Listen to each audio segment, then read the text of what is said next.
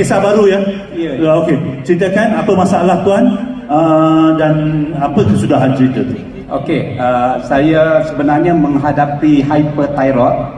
Ya, sebenarnya saya kena tahun 2003. Ya, dan saya kesan tu apabila berat badan saya dalam 2 bulan turun 26 kilo. Jadi muka hitam, badan kecut, macam tengkorak. Jadi biasalah. Ya, tak boleh berdiri lama. Ya, dia akan tumbang apa semua itulah. Jadi buat medical check up, ya, saya dapat result tu, saya dapat makan ubat hanya sebiji, tetapi medical check up tu itu terawal sehingga saya makan ubat selama 21 tahun tak pernah buat medical check up. Okey. And then pada bulan 7 ada ya, nampak bulan 7 ya, bulan tahun berapa? 2024. Okey. Bulan 6 dan bulan 7 saya rasa badan saya dah tak boleh menampung apa saja ubat. Ya, jadi badan saya makin lama makin turun, makin lama makin turun. Kalau tak pakai tali pinggang dia lucut seluarnya.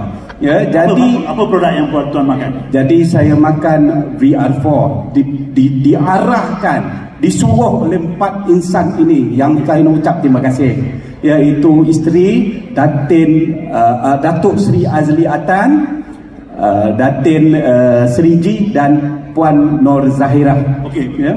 Tuan makan berapa biji?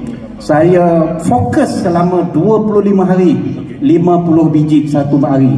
Satu botol satu hari. 50 biji satu hari. Okey. Ya. Dalam masa makan 50 biji ni, nampak kesannya dalam berapa hari? Okey, sebabnya saya makan selama 25 hari tu sebab saya tahu pada 18 hari bulan 9 2024 saya diarahkan kemo. Ya, jadi saya fokus setiap hari tanpa miss, dan result pada 18 hari bulan 9 doktor terkejut, dia kata yang ini tak perlu kemo. Tak perlu kemo lagi, tak perlu kemo.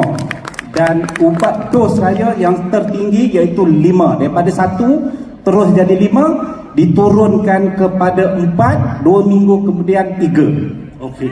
Itu result. Lepas itu saya teruskan lagi, tapi saya kurangkan lebih kurang 20 biji untuk tunggu result 12 hari bulan 12. Okey. Sekarang result 12 apa dia?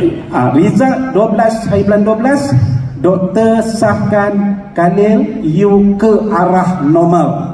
Ke arah normal ya. Ya. Dan dos ubat makin diturunkan. Okey, sekarang makan VR4 berapa biji lagi? Sekarang saya buat 10-15 biji satu hari. Sebab tu ya, anda bila mengamalkan produk VR4, pesannya sama. Jangan Cikgu Badi